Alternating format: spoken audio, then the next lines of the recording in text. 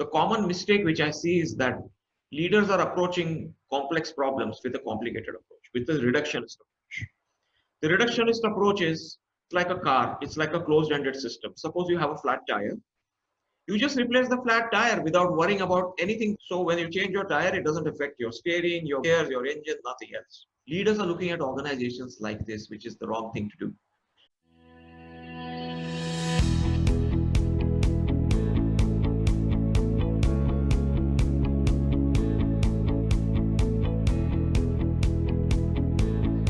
My name is Chuen Chuen. Welcome to Agile Leaders Conversations. This is a series of dialogues where we engage industry leaders in discussions of how they see and apply agility and navigate paradoxes as they lead and pivot in the new normal. My guest today is Mr. Sunil Mundra, author of Enterprise Agility, principal consultant advisory at ThoughtWorks, and also an international speaker. I'm so happy to have Sunil with us. Sunil, would you share with us a little about yourself, please? Good morning, Chuen Chuen. First of all, thank you very much for giving me this opportunity to have a conversation with you in this series. I have overall 30 years of experience in the IT industry, and I've been with ThoughtWorks for 10 years. And in these past 10 years, I have worked with organizations across the globe to implement agile transformation programs and enhance agility, as well as working with leaders to shape and implement change programs within their organizations and also coaching leaders in the process.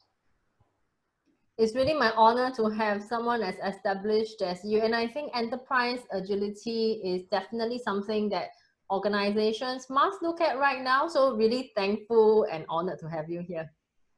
The pleasure is all mine, Chuen Chuen. Thank you very much. Sunil also connected with me on LinkedIn and very supportive. And I think this is really the kind of leadership style that we are looking at going forward, always giving value. And from there, we built a very sincere and professional relationship. And I can see many years of collaboration, exchange of thoughts, and also growing each other in the years to come. So Sunil, would you share with us what are your thoughts of 8 Paradoxes of Leadership Agility after reading it? It's a very interesting book. There are several insights which are new to me. I've read the book once, and I think I will need to read it a few times to really internalize and digest all the paradoxes you have mentioned. I think this is an important topic which has not been explored much with respect to leadership related research and books. Handling paradoxes is an important attribute of what we call as an adaptive leadership style, especially in today's environment of high complexity. It is going to present leaders with a lot of paradoxes. The earlier approach to leadership was that you could just take one dimension of the paradox and go in that direction. But given the complexity, I think you really need to balance those paradoxes. And what you have highlighted are some of the very important paradoxes in the book, 8 of them. And you have not only stopped at that. I think what I found really interesting and valuable is you have actually given exercises on how do you uncover those paradoxes in your own context and how can you better deal with them. So it's a book which is a balance of concepts and ideas and also about executing them. Very well written, Chuen Chuen, and congratulations on coming up with a very unique and a very relevant book for today's times. Thank you so much for the high praise, Sunil. And I also want to encourage all readers to get Sunil's book on enterprise agility. I'm in the middle of the book. Very happy to be able to learn and also to see opportunities for us to synergize as well. So looking more into enterprise agility, while there was a discussion of paradoxes in my book, I'm wondering from your lens as an expert in enterprise agility, what are some common paradoxes that you see as you work with large organizations? I'm going to try and share some paradoxes which leaders experience in an enterprise context. So the first paradox is, how do you embrace VUCA with predictability and stability? So VUCA stands for volatility, uncertainty, complexity, and ambiguity. And that really is how the external environment can be described or characterized today. So the challenge which leaders have had is that they are having to move from a mindset of predictability and stability. So not too long ago, leaders' success was measured on how predictable and stable they kept the organization. But today, If you keep your organization predictable and stable, you are not going to be able to deal with this VUCA. So that is one paradox. The second paradox which I see is about engaging and exploiting. Today, because of the complex environment that we have, the organization is part of an overall environmental ecosystem. It cannot insulate or isolate itself from the rest of the entities in the environment. Earlier, organizations could do that because the environment was stable, they could take the customers for granted, and they could really choose how much they wanted to expose themselves to the environment. People created entry barriers and sat comfortably behind those.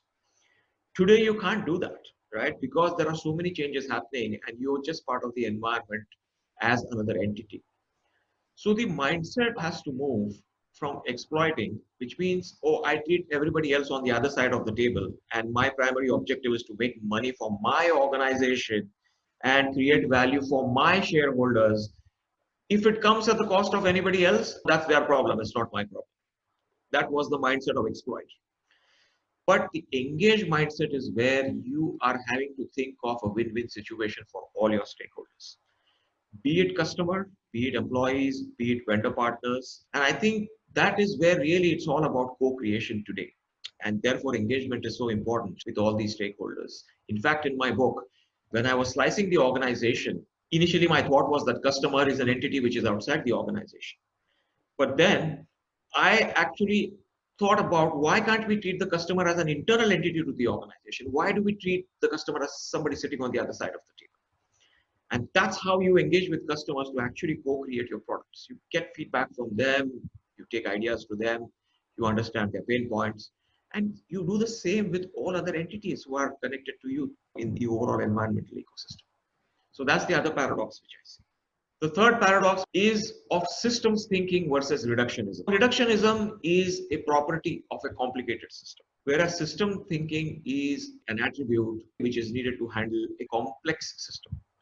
What I find is that understanding the difference between complexity and complicatedness is leaders are approaching complex problems with a complicated approach. With the reductionist approaches, it's like a car, it's like a closed-ended system. Suppose you have a flat tire, you just replace the flat tire without worrying about anything that's going to change in the car. So when you change your tire, it doesn't affect your steering, your gears, your engine, nothing else. Leaders are looking at organizations like this, which is the wrong thing to do. Because organizations, as I have mentioned in my book, and which is the primary premise of my book, they are complex adaptive systems. So to give an example of systems thinking, suppose on a human body, which is a complex system, somebody is doing a surgery on a hand. You just don't say that I am only going to bother about the hand. When the hand surgery is happening, your blood pressure is, your breath, your temperature is being monitored.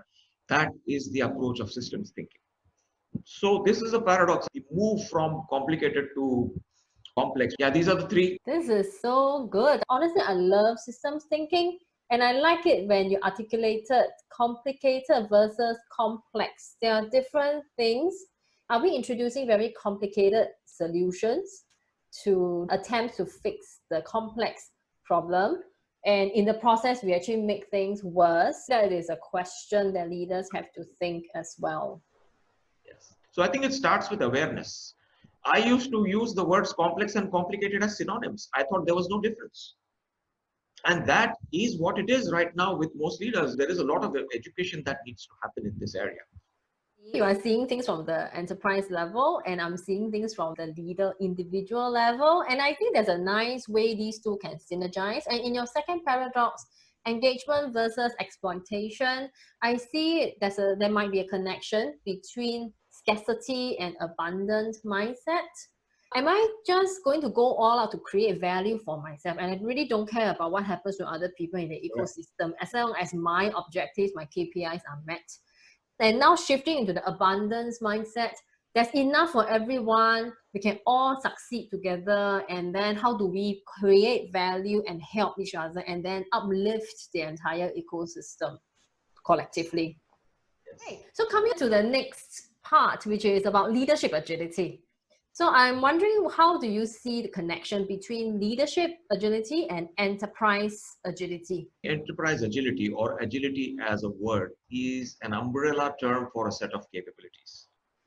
And the three core capabilities which every organization needs So agility to me for an organization is what health is to human beings. For organization, if an organization is functioning, they definitely have some level of agility.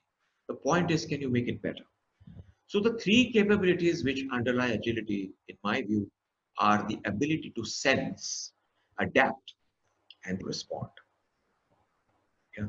And to me, you need to improve on these underlying capabilities to be able to deal with a fast changing environment. Leaders being who they are. So, what is leadership agility? Leadership agility, you can talk in terms of personal agility towards people, agility towards change, and things like that. But for me, the role of a leader is very important because they have influence in terms of the attention which they can give to priorities, in terms of setting the direction for the organization, in terms of helping people to perform their roles or their jobs in a better way by creating alignment, by focusing on the right things. So for me, leadership agility therefore becomes important in terms of both their mindset and their behaviors. And leaders are role models, people look up to them.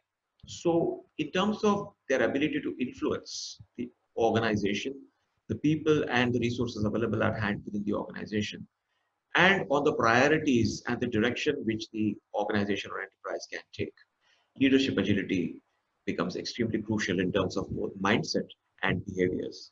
I have called out some of those things in my book. I have a special chapter on leadership where I have detailed out some of the things which leaders need to be able to do to enhance leadership agility. It will be of great value for the viewers to also look at the rest of your interviews, Sunil, and for them to learn about this, because I think leaders definitely have a very important role here to help enterprises move, especially in this time, the pandemic times, the crisis management. How do we sense, adapt, and respond accordingly? How do you think leaders can sense what are the changes or the adaptations that are required? So the first way to do it is really to see how close are you to your customers. How do you really understand them? Are you there with them at every single step? Yeah, one part is that. And it sounds obvious, but it's not. Let me give you an example. When I was in UK, I was consulting with a multi-billion pound online retail organization. And when I met the marketing director of this organization, I asked him, when was the last time you met a real customer? And in a very embarrassed way, that person said, no, I've not met a customer in the last 2 years. So leaders need to be closer to the ground. They need to be close to the people who are closest to the customers. The leaders need to go and actually talk to the customers. It's not about sitting in a corner cabin and just looking at reports. There is nothing better than actually meeting customers and hearing their voices. That is one part. The second part is about listening to your employees and keeping an open environment where people are able to have a culture where they are able to give you bad news very quickly, right? So in many organizations, again, there is no psychological safety, as we call it. People are punished for bringing in bad news, and therefore people resist giving bad news. I've called this in my book again. If you look at the major disasters which have happened across the world, airplane crashes, oil spills, etc., people on the ground knew there was something wrong. But the attitude was, it's either not my problem, or I don't want to take it to my boss because I will get blamed for it, or I will be asked to take care of that problem and I don't want to do that. So, how do you have this safety culture where the employees can be free enough to tell you what's happening on the ground in a very real way? People on the ground are afraid to give you bad news, which will come to you at some point. But by then, it's too late. And the third point, which I mentioned earlier, is about engagement with the ecosystem. Yeah. Talk to your partners, talk to your other organizations who are there, network with your peers. Yeah. Get some technology experts, join some technology forums to understand what developments are happening and which of those developments may impact your organization or which of them you can leverage. So sensing is a multi-pronged strategy and leaders need to devote a lot of time, which in today's world, especially in command control traditional organizations. Yes, two valuable points I'm taking away here. I see a nice synergy of what you are describing with the first step of my reform coaching model, the reconstructing the map. And as I talk about reconstructing the map, different organizations would do it differently, sometimes by asking questions. And I like that you gave a very clear structure of who are the people you should have those conversations with. And it's not about communication, it is about connection. And the second part that I really like is you're actually talking about culture. Building a certain type of culture where there's open communication, psychological safety, so that people can come to you and give you very honest, direct, and truthful feedback. And I think you also pointed out one common thing. Leaders need to really guard against that and ensure that they don't unknowingly do it, because we really need to be able to synergize and bring out all these different viewpoints and have the courage to look at the real feedback without being sugar coated, and then sometimes the meaning is lost and distorted in the end. Now, Sunil, what tips and advice would you give leaders in enterprises? The key message which I want to give to leaders is that organizations or enterprises are living systems and should be modeled and treated as such. What happened is the hangover of a manufacturing mindset and traditional mindset is so high even today. Our organizations are actually structured to manage physical work. But today, most people or most of our work is cognitive in nature, and our organizations are not modeled appropriately for that type of work. The way they are modeled is based on Frederick Taylor's principles of thinker-doer separation. In cognitive work, you cannot separate the thinker and the doer. So organizations have got modeled as machines. Everybody just focus on doing their own thing, just like a worker has to focus on working on his or her machine and produce that part. The process takes care of everything. You're making the same thing over and over again. Yeah. And then the thinker-doer separation, creating these hierarchies, focus on efficiency, which has created silos.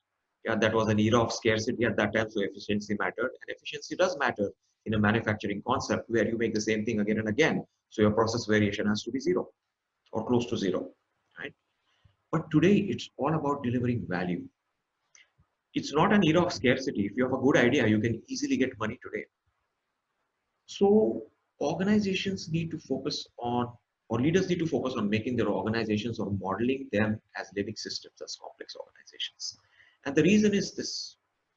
If you look at a closed-ended system or a machine, okay, the only path forward for a closed-ended system is degradation and obsolescence.